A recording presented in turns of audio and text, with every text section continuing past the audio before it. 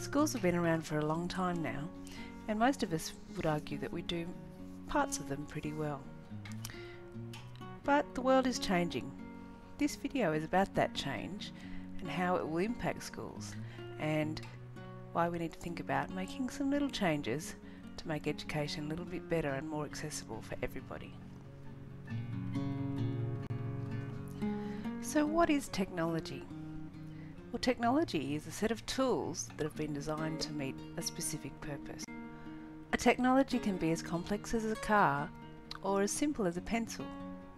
And we use technologies all the time, in our desks, our toys and our vehicles, and even in the factories that produce our goods. Technologies are tied to the social conditions in which they appear. They influence the society, and society influences them. For example, when humans discovered farming, they eventually discovered easier ways to farm, using people power or perhaps animals. Once they did that, they learned that they could create more food products for more people, and of course they started having more babies and the population grew. Once the population grew, they realised they had to make more food, so they devised new ways of farming, from genetically modified crops to great big pieces of machinery that could do the work of a whole lot of people or animals in a much shorter time. When there didn't need to be so many farmers, more people could move to the cities, so of course technologies had to be designed to make city living a lot easier. So you can see how the cycle works. People shape the technology, and the technology shapes the people, the environment, the way that we communicate, all those sorts of things. So if that's technology, what is ICT? Well, ICT stands for Information and Communication Technologies. And ICT refers to any kind of technology that's related to capturing, organising, storing and exchanging information. So computers, the internet, mobile phones, tablets, cameras, radio, TV, all of those sorts of things are what we would consider as information and communication technology. And they have come about as a result of our changing world and the changing ways that we communicate with each other.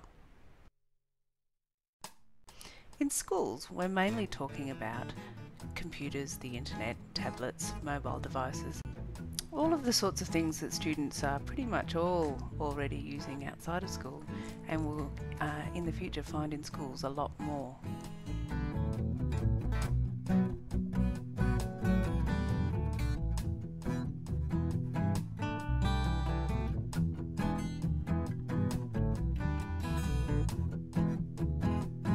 So why do we even need to bother about education technologies?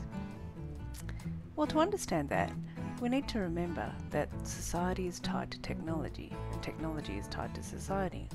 So we need to understand how society is changing to understand how we need to change schools to ensure that students continue to remain engaged and learn things that are relevant to what they're going to be doing when they leave school. The society that we live in is changing rapidly, and rapid change means that we need to adapt. There are three main areas that we're going to look at in this video. The first is the way that entertainment's changed. Now, I'm only 40, but entertainment's changed a lot since I was a kid. The first way I can think of is music. When I was young, music came from the radio, from the jukebox at the local disco, and if I wanted to save some music, I had to tape it off the radio or buy it from the record shop or the cassette store. Most of the time now, I buy my music from iTunes and I put it on my iPod or my phone to listen to whenever I want. That's a big change in 30 years. The games that we play have changed too. We don't have to go to video arcades anymore. We can play them on our phone while we wait for the doctor, or we can play them at home, or we can download them online or play online. Movies have changed too. We don't have to go out to the cinema to watch a movie, and we don't even have to go to the video store anymore to hire a video. We can just download it directly to our TV and watch it whenever we like. The way that we create and share entertainment has changed as well. If we don't get to a concert, somebody will film it for us and stick it up on YouTube, and there are even people that have made their careers out of YouTube. Think Justin Bieber.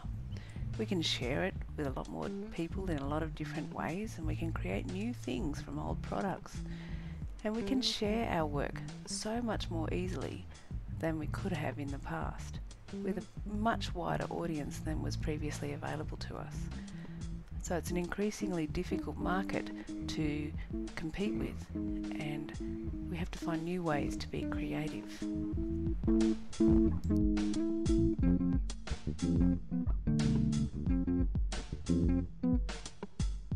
The next big change is globalisation. In the past, if we wanted to communicate or work with someone, we might have sent them a letter or perhaps jumped on a boat to their location. And along the way, we would have learned a little bit more about them. We would have maybe learned their language, some of their customs. We would have learned some new ways to communicate with them in effective ways. Nowadays, if we want to communicate with someone, we just jump online or Skype, or we can be in touch with someone anywhere in the world instantly. Think about how that changes the way that we talk to each other, the language barriers that we might face, and how this impacts work. Globalisation's changing work too. You can now work anywhere, anytime, with anyone across the world, and more often jobs are being outsourced to, well, in most cases, the lowest bidder. And ICT makes all of this possible. So if we don't understand ICT, we're not as competitive in the workforce.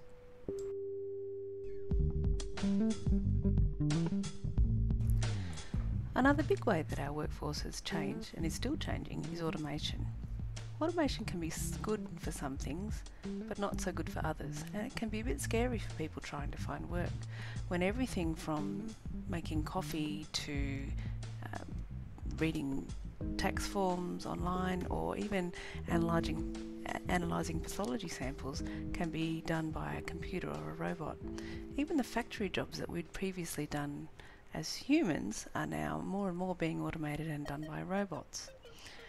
Another example is the great big container ships that can take a big cargo with a very small crew from China to anywhere in the world, taking fruit that's out of season, plastic toys, furniture, all sorts of things, with a very small crew and a very small budget.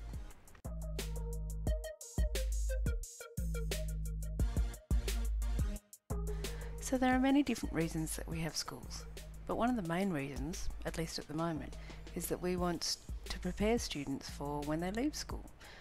So the school environment kind of needs to match what's happening in the world outside, or what they're going out into. And we need to move away from some of the more traditional ways of teaching that perhaps have, alienated students in the past. And we need to work on ways to make it more engaging for them, to make it more interesting, to harness their unique qualities and cater to their individual learning styles. We need to be able to help them to work individually or collaborate in groups. We need to help them to learn how to be creative and problem solve and critically analyse the world around them. All of those skills that they're going to need when they work out in the workforce in the future. And technology gives us the opportunity to do that, which is why we need to start using ICTs in schools in much more meaningful and purposeful ways.